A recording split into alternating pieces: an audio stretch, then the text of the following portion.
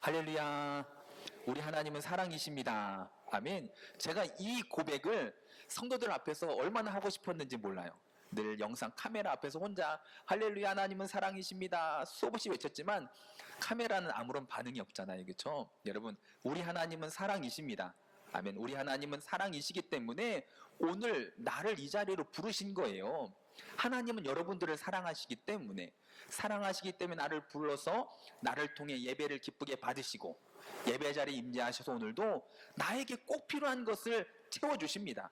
건강이 될지 경제적인 부분이 될지 인간관계가 될지 무엇이 될지는 모르겠지만 오늘도 하나님께서 나의 연약함을 아신 하나님께서 그 연약함 가운데 채워주시고 부어주시고 함께 하시는 은혜가 우리 가운데 있을 줄로 믿습니다. 그래서 오늘은 본문의 말씀을 통해서 이 시대를 우리가 어떻게 살아야 할까라고 하는 제목을 가지고 말씀을 나누도록 하겠습니다. 여러분, 오늘 말씀을 통해서 이 세대를 어떻게 살 수 있을지를 오늘도 결단하고 결정하고 깨닫고 그렇게 살아갈 수 있는 저와 여러분들의 삶이 다 되시기를 주님의 이름으로 축원을 드립니다. 지금 우리가 살고 있는 이 시대가 어떤 시대일까요?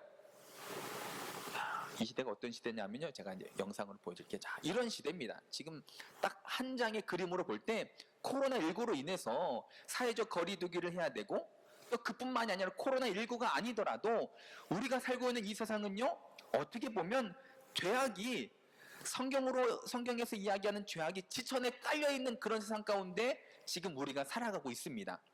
그렇지만 우리가 이 세상 속에서 또한 신앙생활을 해야 되는 하나님의 사람이기 때문에 늘 우리 가운데 그런 고민들이 있지 않습니까? 어떻게 해야 될까? 내가 하나님의 사람으로서 성도로서 이 코로나 이 시대에 죄악이 지천으로 깔린 이 시대에 내가 어떻게 살아야 될까? 여러분 고민 많이 하고 있으시죠?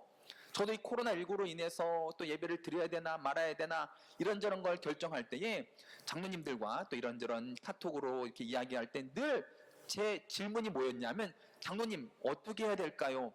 어떻게 해야 될까요? 어떻게 해야 될까? 이게 제 가장 큰 고민이었습니다. 지금 코로나19로 이렇게 힘이 드는 이 시대에 어떻게 해야 될까요? 예배를 드려야 될까요? 모여서 드려야 될까요? 영상 예배를 드려야 될까요? 늘 제 마음 가운데 이 시대를 살아가는 제 삶 속에 가장 큰 고민이 있었다면 내가 성도로서 하나님의 백성으로서 어떻게 살까요? 어떻게 살아야 될까요? 라고 하는 큰 고민이 있었습니다. 여러분, 우리가 어떻게 살면 될까요? 세상이 죄악이 지천으로 깔려있기 때문에 늘 원망만 하고 불평만 하고 아니면 마치 이 세상과 나는 아무런 상관이 없는 것처럼 눈 질끔 감고 그러고 살아야 될까요? 아니면 그래도 먹고는 살아야 되니까 늘 타협하여서 한 발은 세상에 한 발은 영적인 삶에 그렇게 양다리로 살아야 될까요? 여러분, 우리가 2021년도를 시작하면서 성도들마다 가지고 있는 그런 고민이 이런 고민이 아닌가 생각이 되어집니다. 과연 나는 어떻게 하면 될까? 어떻게 살면 될까? 직장에서, 가정에서 나름대로 성도로서 살아가고 있는데 어떻게 살아야 될까라고 하는 고민들이 많으실 줄로 믿습니다. 그리고 또 많은 성도들이 코로나19로 인해서 걱정들을 많이 하고 있잖아요. 그렇죠? 어느 순간부터 교회 가면 코로나 걸린다, 그래서 교회 가면 안 된다라고 하는 직장에서 또한 세상적인 뉴스를 통해서 많이 듣다 보니까 정말로 교회 가면 코로나 걸릴까봐 라고 하는 걱정들 때문에 또 교회 못 나오시는 분들도 많이 계십니다. 여러분, 정말로 교회 오면 코로나가 걸릴까요? 걸린다 안 걸린다 이야기할 수 없는 그런 시점에 왔잖아요. 그렇죠? 어디서 뭘 한들 걸리고 안 걸리고가 결정이 나겠습니까? 마트에 가면 안 걸릴까요? 여러분, 어디에서 걸린들 이상하지 않은 그런 시대가 됐습니다. 꼭 교회뿐만이 아니라 관공서, 병원, 경찰 뭐 어디서든지 걸릴 수 있는 그런 시대에 우리가 살고 있잖아요. 그렇죠? 그런데 많은 성도들이 교회 가면 코로나 걸릴까봐 라고 하는 걱정을 가지고 있다라고 하는 것은 마치 이와 같습니다. 여러분, 우리가 운전은 왜 하십니까? 사고 나서 죽을 수 있는데 운전하지 말아야 되죠. 그뿐입니까? 여러분, 애들은 왜 낳습니까? 애들도 실수로 해서 병 걸릴 수 있고 죽을 수 있는데 아예 낳지 말아야죠. 이런 것과 마찬가지라니까요. 운전을 한다고 다 사고가 나는 것도 아니고, 운전을 한다고 해서 늘 보호받는 것도 아니고, 어떻게 될지는 아무도 모르는 거잖아요. 그렇죠? 어디서 무슨 일이 터질지는 아무도 모릅니다. 코로나19도 마찬가지입니다. 어떤 사람은요, 막 대놓고 마스크 안 쓰고 그렇게 다녀도 안 걸리는 사람은 또 안 걸려요. 또 어떤 사람은요, 마스크 쓰고 손 세정하고 거리두기 하고 했는데도 불구하고 걸리는 사람이 있습니다. 여러분, 너무 두려워서 우리가 해야 될 일들을 하지 못하는 그러한 인생이 되지 마시기를 바랍니다. 그러면 이 시대에 코로나19로 이것으로 어떻게 보면 우리 가운데 두려움이 되고, 그래서 사회적으로 많은 일들을 못하고 있는 이 시점에 우리가 성도로서 어떻게 살면 될까요? 여러분, 어떻게 살면 될까요? 여러분, 그 다음 그림을 보시면 성도는 어떻게 살아야 되는가? 여러분, 어떻게 살아야 되냐면, 결국 성경의 답은 뭐냐면, 우리는 이 땅에 빛이 돼야 되고 소금이 돼야 됩니다. 코로나가 닥치던 별 난리가 나든지 간에 하나님이 우리를 부르신 목적이 있잖아요. 그렇죠? 우리를 성도로 부르신 목적이 있습니다. 이 땅에 빛이 되라고, 어두워져가는 이 땅에 빛이 되라고, 썩어져가는 이 땅에 소금이 되라고 우리를 부르셨습니다. 여러분, 이 땅에 빛이 되시기를 바랍니다. 소금이 되시기를 바랍니다. 소금의 맛을 잃지 마시기를 바라고요. 그 빛이 사라지지 않는 그런 저와 여러분들의 영적인 삶이 다 되시기를 주님의 이름으로 축원을 드립니다. 그래서 이 시대를 어떻게 살아야 되느냐? 빛이 되고 소금이 돼야 되는데, 빛이 되고 소금이 되는 그 인생을 오늘 본문의 말씀에서 또 어떻게 이야기를 하고 있는가 하면, 하나님이 우리에게 주신 직분이기도 합니다. 아니, 이 땅에 예수님께서 이 땅에 오셨을 때에 예수님이 가지고 계셨던 세 가지 직분이 있었습니다. 세 가지 직분이 뭐였을까요? 선지자로 오셨고, 또 왕으로 오셨고, 제사장으로 오셨습니다. 이 세 가지 직분을 가지고 이 땅에 오신 것처럼, 우리가 이 땅에서 빛과 소금된 삶을 사는 그 이유가 뭐냐면, 예수님을 닮아가는 삶을 살려고 그렇게 사는 거잖아요. 예수님도 이 땅에 빛으로 오셨고 소금으로 오셔서 왕으로서, 제사장으로서, 선지자로서의 사명을 감당하셨던 것처럼, 이제 우리가 이 땅에서 빛과 소금된 삶을 삶으로 예수님을 닮아가는, 즉 왕 같은, 제사장 같은, 선지자 같은 그러한 삶을 우리가 살아내야 될 줄로 믿습니다. 그래서 오늘은 이 시대를 어떻게 살아야 되느냐? 쉽습니다. 빛과 소금된 삶을 살아야 되는데, 빛과 소금된 삶을 살아서 뭘 하려고 하냐? 예수님을 닮아가는 거죠. 예수님이 어떤 모습을 닮아야 되느냐? 여러분, 예수님이 어떤 모습을 닮아야 된다고요? 왕 같은, 선지자 같은, 제사장 같은 그 모습을 우리가 닮아야 될 줄로 믿습니다. 아멘. 그래서 오늘 말씀을 통해서 이 코로나 시대, 또 코로나 이후에도 이 시대를, 죄악으로 가득 찬 이 시대를 우리가 어떻게 살까? 여러분, 이 세 가지만 바로 알면 될 것 같습니다. 왕 같은, 선지자 같은, 제사장 같은 예수님 닮아가는 삶을 우리가 살면, 그 결국 이 땅에 빛이 되는 삶이고 이 땅에 소금이 되는 삶이 되게 될 줄로 믿습니다. 그래서 첫 번째로 이 시대를 어떻게 살아야 되느냐 하면, 왕 같은 신분으로 사시기를 바랍니다. 왕 같은 신분으로 사시기를 바랍니다. 여러분들은 어떤 신분이라고요? 네, 왕 같은 사람들입니다.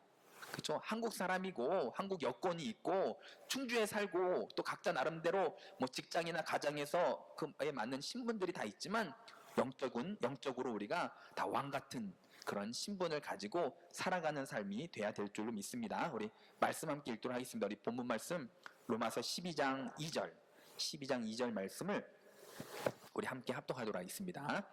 너희는 이 세대를 본받지 말고 오직 마음을 새롭게 함으로 변화를 받아 하나님의 선하시고 기뻐하시고 온전하신 뜻이 무엇인지 분별하도록 하라. 아멘. 제가 빨간 글씨로 표시해 놓은 글자를 보면요, 너희는 이 세대를 본받지 말고, 우리는요 이 세대를 본받지 말아야 됩니다. 왜? 우리는 왕 같은 하나님의 거룩한 백성들이기 때문에. 여러분, 왕이 누굽니까? 왕이 누구냐? 우리가 보면 일반적으로 왕은 누구냐 하면 한 나라의 최고 통치권자잖아요. 그렇죠? 또 막강한 권세와 능력을 소유하고 있습니다. 그뿐입니까?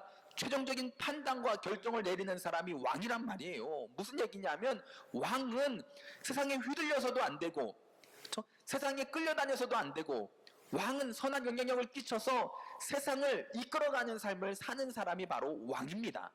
이 땅에서 왕 같은 신분을 가진 성도들은요, 세상에 휘둘리지도 마시고, 세상에 이리저리 끌려다니지도 마시고, 오히려 세상을 다스리고 지배하는, 세상 가운데 선한 영향력을 끼칠 수 있는 그러한 날마다의 삶이 다 되시기를 주님의 이름으로 축원을 드립니다. 베드로전서 2장 9절 말씀도 앞에 나오고 있으니까요. 우리 함께 합동하도록 하겠습니다. 그러나 너희는 택하신 족속이요 왕 같은 제사장들이요 거룩한 나라요 그의 소유가 된 백성이니 이는 너희를 어두운 데서 불러내어 그의 기이한 빛에 들어가게 하신 이의 아름다운 덕을 선포하게 하려 하심이라. 아멘. 우리 성도들을 향해서 너희는 왕 같은 제사장이다 라고 이야기를 하고 있습니다. 우리는요 이 땅에 왕의 신분으로 살아가는 하나님의 거룩한 백성들입니다. 그뿐 아니라 또 창세기서 말씀을 보면 우리 창세기서 1장 28절 말씀도 함께 읽습니다. 하나님이 그들에게 복을 주시며 하나님이 그들에게 이르시되 생육하고 번성하여 땅에 충만하라 땅을 정복하라 바다의 물고기와 하늘의 새와 땅에 움직이는 모든 생물을 다스리라 하시니라. 땅을 정복하라, 땅을 다스려라. 왕 같은 신분을 우리 가운데 주셨습니다. 우리는 이 땅을 다스리고 이 땅을 정복하고 왕 같은 신분으로서 이 땅에 영향력을 끼치는 삶을 살아야 됩니다. 근데 어느 순간부터 성도들이 세상 사람들과 별반 다르지 않는 세상의 물질 앞에 무릎 꿇고 세상의 권력 앞에 무릎 꿇고 세상의 이런저런 환경 앞에 무릎을 꿇는 일들이 너무나도 많아지고 있음을 우리가 보게 됩니다. 이제라도 여러분 우리가 왕 같은 신분을 회복하셔서 이 땅에 끌려다니지 마시고 세상 유행 따라 살아가지 마시고 오히려 세상을 이끌고 나아갈 수 있는 선한 영향력을 끼칠 수 있는 그런 저와 여러분들의 삶이 다 되시기를 주님의 이름으로 축원을 드립니다. 왕에 대해서 이야기를 했으면 그 반대 의미가 되는 종에 대해서도 우리가 한번 살펴볼 필요성이 있는데요. 종은 누굽니까? 종은요 자기 의지대로 살아가는 사람이 아니라 주인이 시키면 시키는 대로 하는 사람이 종입니다. 그뿐 아니라 세상을 변화시킬 만한 힘도 없고 영향력도 없습니다. 그냥 밥 주면 밥 먹고 하라고 하면 하고 이제 끝났다고 하면 끝나고 결국 그 세상에 그 주인에 의해서 살아가는 사람들이 종이다라고 우리가 알고 있는 것처럼 우리 성도는요 세상의 종이 아니라 하나님의 자녀된 왕 같은 신분으로 이 땅에서 믿음 생활, 신앙 생활을 하는 삶을 살아야 됩니다. 코로나19 시대든 이보다 더한 시대든 무슨 난리가 나든지 간에 성도는요 왕 같은 신분으로서 이 땅에 지배를 받는 인생이 아니라 신앙 안에서 믿음 안에서 세상을 다스리고 영향력을 끼칠 수 있는 그러한 삶을 사시기를 주님의 이름으로 축원을 드립니다. 예전에 제가 남아공에 있는 그 사슴에 대해서 한번 이야기를 했던 적이 있어요. 그 사슴 이름이 뭐냐면 이 사슴이 스프링복이라고 하는 그런 사슴입니다. 이 사슴의 이름이 이 사슴은요 점프를 잘해요. 여러분 보통 뭐 4, 5m 정도는 그냥 쉽게 점프로 넘어가는 그런 점프력이 아주 그래서 이름 자체가 스프링 말 그대로 스프링복이라고 하는 이제 사슴인데요. 이 사슴은요 가끔 무리가 다 죽어 있는 경우들을 쉽게 볼 때가 있어요. 왜 무리가 때로 그렇게 죽어 있는가 봤더니 앞에서 사슴이 뛰면요 뒤에 있는 사슴도 덩달아 뛰는 거예요. 무슨 일이 생겼는지 왜 뛰는지 모르고 앞에 있는 사슴이 뛰면요 다 같이 뜁니다.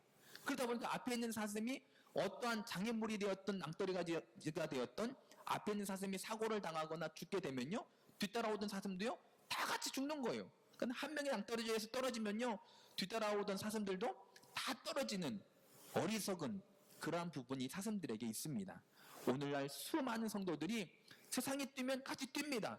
왜 뛰는지 모르고 뛰는 거예요. 세상이 여기에 길이 있다 하면 글로 가고 저기에 길이 있다 하면 절로 가고 여러분 우리 성도는요 그러한 인생을 사는 세상의 종이 아니라 오히려 세상을 지배하고 다스리는 왕 같은 신분으로서 이 시대를 살아가야 되는 하나님의 거룩한 백성들인 줄로 믿습니다. 이제 왕자와 거지라고 하는 동화 여러분 잘 아시죠?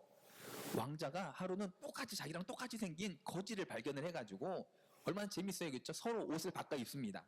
왕자는 거지 옷을 입고 거지는 왕자 옷을 입고. 근데 누가 봐도 겉모습이 똑같이 생겼으니까 옷을 바꿔 입으니까 쌍둥이처럼 똑같이 생겨가지고 아무도 모르는 거예요. 그러니까 옷을 바꿔 입은 상태에서 신하들한테 걸려서 결국 진짜 거지 옷을 입은 진짜 왕은 궁 밖으로 쫓겨나고 왕자의 옷을 입은 거지는 궁궐 안에서 살아갔던 그 동화 여러분 잘 아실 거 아닙니까? 그렇죠? 근데 이 왕자였던 이 사람이 거지 옷을 입고 세상으로 나아갔지만 이 사람의 삶의 모습을 보면 거지 옷을 입었다고 세상으로 나왔다고 거지 같은 인생을 산 게 아니라 사람들이 막 조롱을 하고 비난을 하고 네가 무슨 왕이야 왕자야라고 비난을 해도 끝까지 왕자다운 삶을 살잖아요. 그렇죠? 그런 동화가 있고 왕이 된 남자라고 하는 이병헌이 나왔던 영화입니다. 이 여기서 뭐냐면 왕이 이제 다쳐서 죽게 된 그런 상황 속에서 가짜 왕이랑 비슷하게 생긴 가짜 왕을 세워가지고 가짜 왕이 이제 나라를 잠깐 다스리는 그런 내용이 있는데 여기서 이 가짜 왕이 왕 노릇을 합니다. 여러분 우리는 왕 노릇, 여러분 왕 노릇이라고 하는 노릇의 의미가 뭔지 아십니까, 여러분? 자격은 없지만 그 직분을 감당한다라고 하는 의미가 있는 거예요. 그러니까 어느 가정에 부모님이 돌아가시면 그 첫째가 자격은 없지만 부모의 자격은 없지만 가장 노릇을 한다라고 이야기를 하잖아요. 그렇죠? 그런 것처럼 우리는 왕의 신분으로 살아야지 그냥 왕 노릇만 하는 삶을 살면 안 된다라는 것이죠. 그러니까 왕 노릇을 하게 된 것도 감사이긴 합니다. 우리가 왕이 아니지만 하나님 아버지가 이 땅을 다스리는 진정한 이 땅의 왕이시기에 왕의 아들로서 왕 노릇을 하게 된 것에 감사는 해야 되겠지만 그렇다고 왕 노릇만 하는 인생이 되지 마시기를 바랍니다. 이 땅에 어떠한 직분, 지위를 가지고서 합당한 일을 해야 되는데 합당한 일을 하지 않고 그 노릇만 하려고 하다 보면 그 권력의 심층에서 권력을 자기를 위해서만 그 노릇, 그 직위에 대한 노릇만 하다 보면 결국은요 그 자기가 맡은 일을 잘 하지 못하고 오히려 자기가 다른 사람들을 위해 군림하려고 하고 그로 인해서 위에도 나온 것처럼 직권남용이 되고 잘못된 방향으로 자기의 그 지위를 사용하는 경우들이 얼마나 많이 있습니까?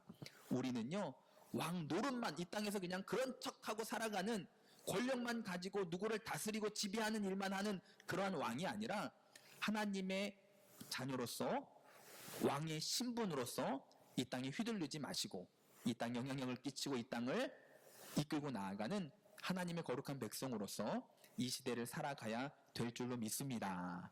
아멘. 그래서 첫 번째 우리가 어떻게 살아야 된다고요? 왕의 신분으로 끌려다니지 마시고 이 땅에 영향력을 끼치고 이 땅의 사람들을 선한 길로 인도하는 그런 저와 여러분들의 삶이 되시기를 주님의 이름으로 축원을 드립니다.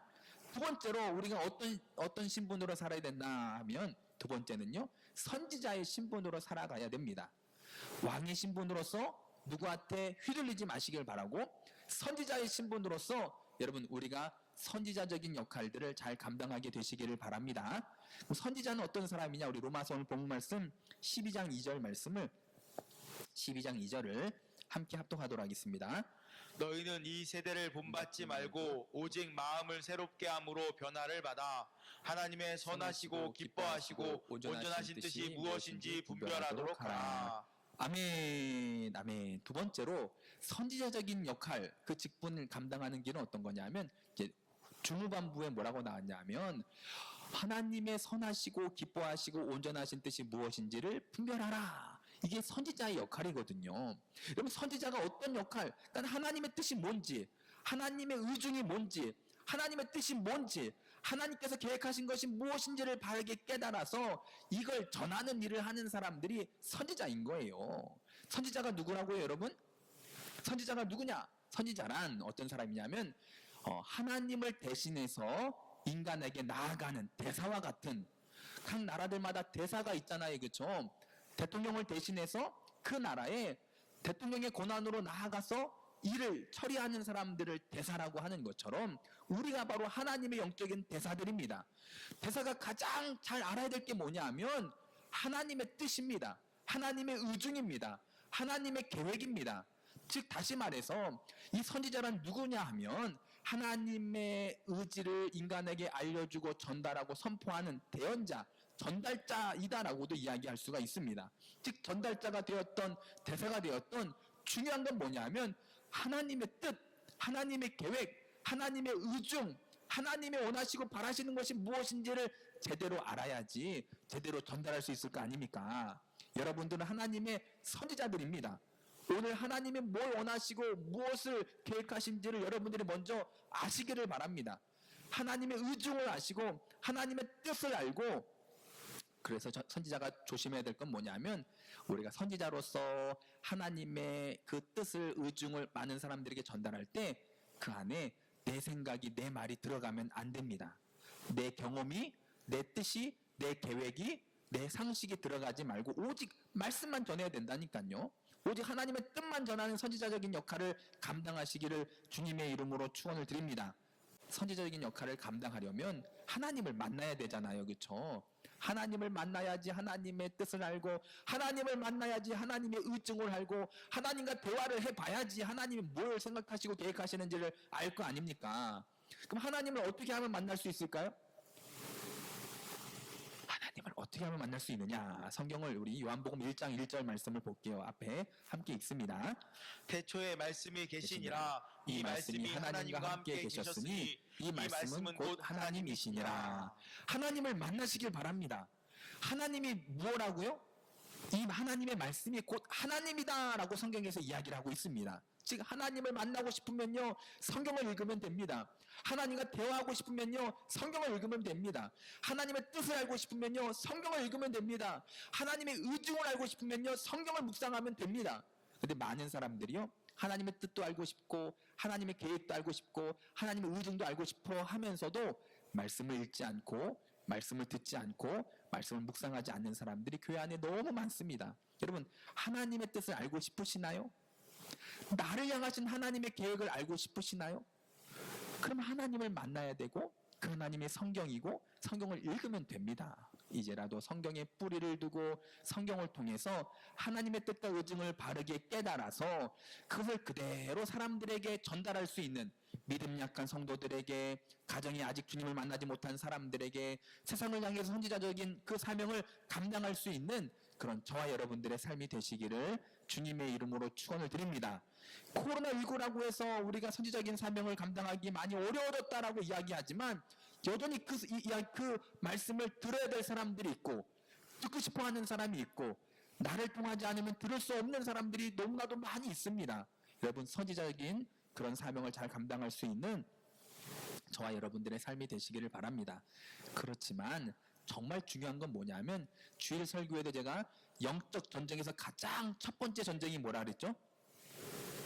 남편하고 전쟁이라 그랬죠.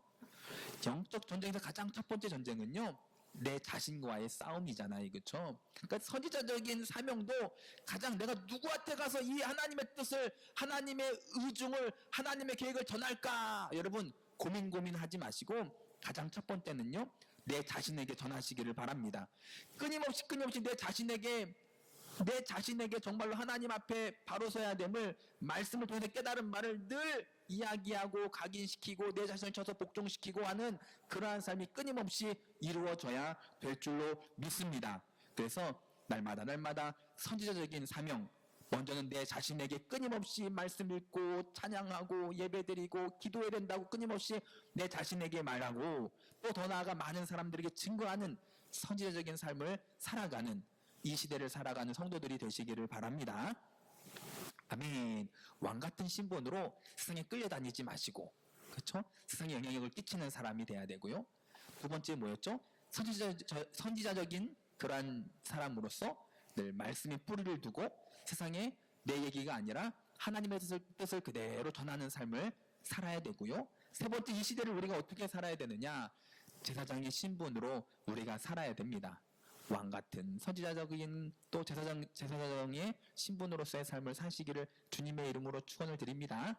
자, 우리 말씀 읽어볼게요. 로마서 12장 1절 말씀을 함께 우리 합독하도록 하겠습니다. 그러므로 형제들아 내가 하나님의 모든 자비하심으로 너희를 권하노니 너희 몸을 하나님이 기뻐하시는 거룩한 산 제물로 드리라. 이는 너희가 드릴 영적 예배니라. 아멘. 여기서 보면 우리가 이 시대를 어떻게 살아야 되느냐 그것에 대해서 예배 드림으로 그렇죠? 내가 하나님의 모든 자비하심으로 너희를 권하노니 너희 몸을 하나님이 기뻐하시는 거룩한 산 제물로 드리라. 이는 너희가 드릴 영적 예배니라. 아멘. 제사장의 가장 큰 역할이 뭐냐면 예배자잖아요. 예배자로서의 삶이 결국 제사장의 가장 큰 역할입니다. 구약의 예배는 어떠했는가 하면 제한적인 게 많았잖아요. 그렇죠? 하나님 앞에 누가 나아갈 수 있었을까요? 모두가 다 가고 싶다고 갈 수 있었던 시대가 아닙니다. 하나님께서 택하시고 부르신 특별히 제사장으로 세운 사람들만이 예배의 자리 하나님 앞에 예배를 드릴 수가 있었습니다. 방법, 시간, 재물 다 제한적으로 정해지고 구별되고 꼭 그 방법만 써야 되는 그런 시대가 구약 시대였다면 신약 시대로 와서는 어떻게 되었을까요? 예수님으로 말미암아 예수 그리스도의 보혈로 말미암아 누구든지 예배자가 될 수 있습니다. 누구든지 하나님 앞에 나올 수 있게 된 줄로 믿습니다. 그래서 예배란 무엇이냐? 우리가 성경을 통해서 알 수 있는 예배는 뭐냐면 하나님과의 만남의 자리입니다. 지금 이 시간 이 자리가 하나님과의 만남의 자리인 거예요, 여러분. 예배 자리에 나오기 전에 한번 머리 한번 더 만지시고 옷 맵시 한번 더 보시고 한 번 더 이렇게 멋있게 차려입고 하나님 앞에 나오시기를 바랍니다. 왜? 이 자리는 하나님과의 만남의 자리이기 때문입니다. 아멘. 그 만남의 자리에서 우리가 어떤 일들이 일어납니까? 죄로 무너진 하나님과의 관계가 회복되어지는 자리가 예배의 자리입니다.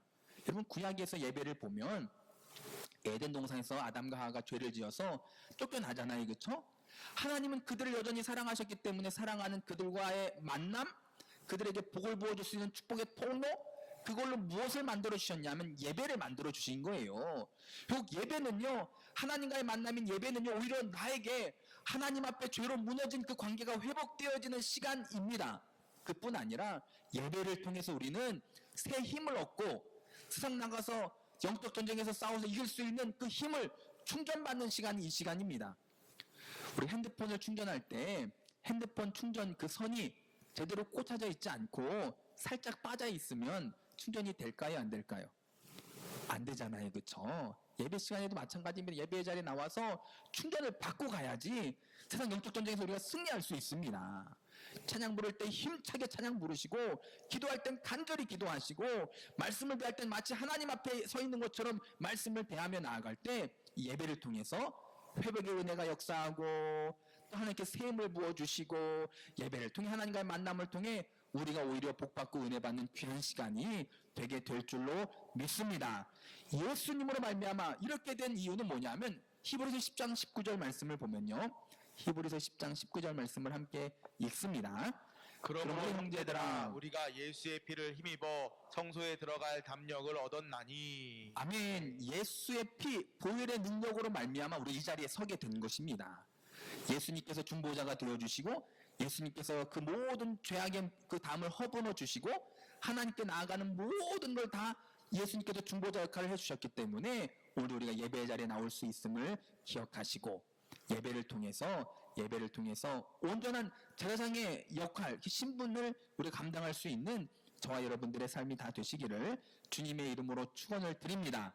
아멘. 이처럼 이 시대 죄악으로 가득 차고 또한 코로나19로 힘든 이 시대에 우리가 제사장의 신분으로서 예배자로 바로 서야 되는데 그 예배자의 삶은요, 결국 우리가 드린 예배는요, 어떤 예배여야 되냐면 우리가 구경꾼으로 나와 있는 거 아니잖아요. 그렇죠? 앞에서 하는 사람들 구경하러 온 것도 아니고 게스트로 온 것도 아닙니다. 와서 박수 받고 그냥 그러고 가는 게스트로 온 것도 아니고 누가 시켜서 하는 그러한 사람도 아닌 그런 예배자들이 되시기를 오늘 본문의 말씀에도 있는 것처럼 내 자신을 하나님께 드리는 거룩한 산 제사를 드리는 예배자들이 다 되시기를 주님의 이름으로 축원을 드립니다. 그런 예배를 드리려면 우리의 삶이 거룩해져야 됩니다. 이 시간 이 자리에서만 거룩한 게 아니라 이 자리에 오기 전의 인생도요, 가정에서도 직장에서도 세상 속에서도 거룩한 삶을 사시기를 바랍니다. 구별되고 누가 봐도 구별되고 경건하고 하나님 앞에 의롭다 인정받을 만한 그런 거룩한 삶을 살 때에 우리의 예배가 하나님 앞에 상달되어지는 그런 하나님 받으시는 예배가 되고 그런 예배자가 제사장으로서 바르게 살아가는 삶의 모습인 줄로 믿습니다. 이제 말씀을 정리하면요, 여러분 이 시대를 우리가 어떻게 살아야 될까요? 코로나를 바라보고 죄악된 세상을 바라볼 때는요, 길이 안 보입니다. 어떻게 살아가야 될지 캄캄합니다. 하지만 성경의 말씀을 보면요, 이미 오래전부터 하나님은 이 시대를 살아갈 수 있는 방법을 우리 가운데 알려주셨습니다. 아멘. 이 시대를 어떻게 살아야 될까요? 예수님 닮아가는 인생을 살면 됩니다. 빛으로 소금으로 예수님 닮아가는 인생을 사시기를 바랍니다. 예수님 이 땅 가운데 어떻게 오셨냐고요?